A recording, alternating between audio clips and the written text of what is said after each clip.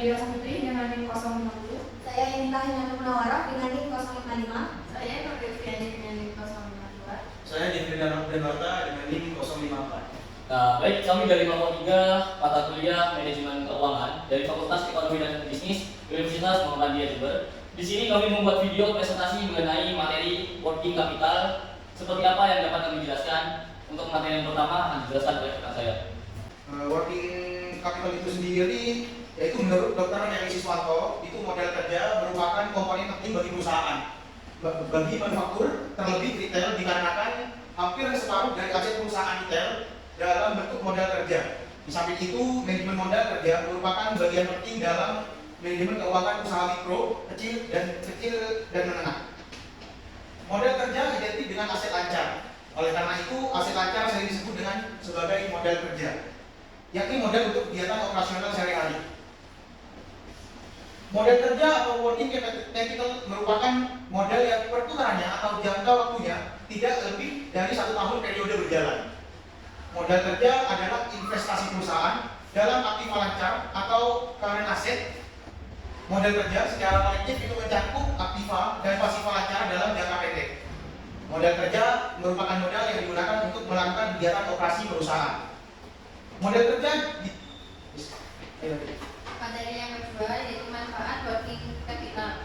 Manfaat utama modal kerja adalah menjaga tingkat likuiditas suatu perusahaan dengan modal kerja yang memadai.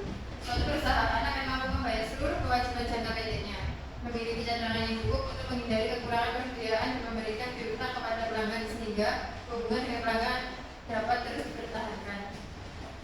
Materi yang ketiga yaitu tentang jenis-jenis working capital. Jenis-jenis working capital terbagi menjadi 2, yaitu yang pertama modal kerja permanen, merupakan modal kerja yang harus tetap ada atau terus-menerus diperlukan untuk kelancaran usaha. Yang kedua, modal kerja variabel, merupakan jumlah modal kerja yang jumlahnya berubah-ubah sesuai dengan perubahan keadaan. Jadi jumlah modal kerja berubah-ubah sesuai dengan keadaan perekonomian. Pada keadaan perekonomian baik, maka kebutuhan modal kerja akan meningkat.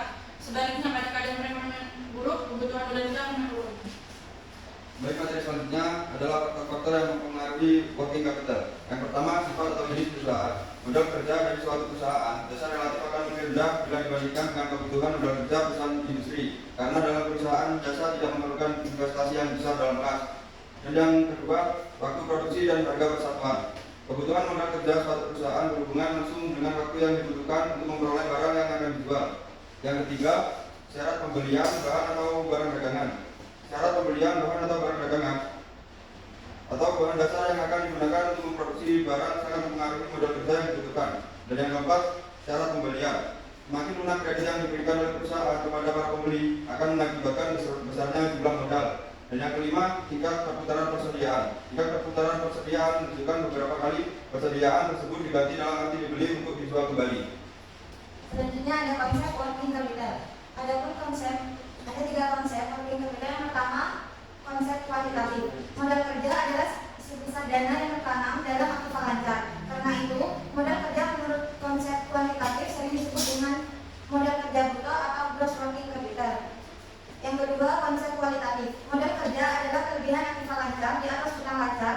Karenanya, menurut konsep ini, modal kerja sering disebut sebagai modal kerja neto atau net working capital. Dikatakan demikian sebab hanya bagian dari kelebihan aktiva lancar di atas utang lancar sajalah yang dapat digunakan sebagai modal kerja. Yang ketiga, ada konsep fungsional. Yang dianggap modal kerja adalah bagian dari aktiva lancar yang dapat menghasilkan pendapatan operasi dan pendapatan sekarang. Artinya, bagian dari aktiva lancar yang tidak mampu menghasilkan pendapatan operasi hanya dianggap sebagai modal kerja potensial atau potensial working capital. Untuk materi yang selanjutnya yaitu unsur working capital. Unsur working capital ini terdapat 3. Yang pertama yaitu kas. Kas ini merupakan bagian dari harta perusahaan yang paling mungkin dan dapat digunakan untuk memenuhi kewajiban finansial perusahaan. Selain itu, merupakan alat tukar yang memungkinkan manajemen menjalankan berbagai kegiatan usahanya. Oleh karena itu, diperlukan manajemen pada kas perusahaan yang bertujuan untuk menentukan kas minimum yang selalu harus tersedia agar selalu dapat memenuhi kewajiban pembayaran yang sudah sampai waktunya. Yang kedua yaitu piutang dagang. Piutang dagang ini yaitu tindakan penjualan kredit biasa dilakukan dalam dunia usaha dengan tujuan untuk merangsang minat para pelanggan dan memperbesar jumlah konsumen. piutang yang diterapkan pada perusahaan dapat menaikkan hasil penjualan, menaikkan laba, dan memenangkan persaingan. Untuk yang terakhir yaitu yang ketiga, yaitu persediaan. Persediaan ini merupakan bagian utama dari modal kerja. Sebab dilihat dari jumlahnya, biasanya persediaan juga untuk modal kerja yang paling besar. Hal ini dapat dipahami karena persediaan merupakan faktor penting dalam menentukan kelancaran operasi perusahaan. Tanpa ada persediaan yang memadai, kemungkinan besar perusahaan tidak bisa memperoleh keuntungan yang diinginkan. Baik, dapat disimpulkan bahwa working capital adalah modal kerja bersih yang menunjukkan perbedaan antara jumlah aset perusahaan dengan liabilitas dalam periode waktu tertentu. Aset lancar meliputi dana tunai, dana di bank, aset yang tidak dapat diungkap dengan cepat, dan potensi pada pendapatan dari piutang konsumen. Liabilitas meliputi total utang perusahaan yang perlu dibayarkan dalam tahun tersebut. Working capital digunakan sebagai indikator kesehatan keuangan perusahaan dan efisien operasional. Rasio working capital yang lebih tinggi menunjukkan kondisi keuangan yang baik, sedangkan rasio yang lebih rendah dapat menunjukkan kesulitan keuangan. Pengelolaan working capital yang lebih baik sangat penting untuk menjaga likuiditas, meningkatkan profitabilitas, dan mendukung pertumbuhan jangka panjang perusahaan. Baik, itu dia materi yang dapat kami sampaikan pada video kali ini.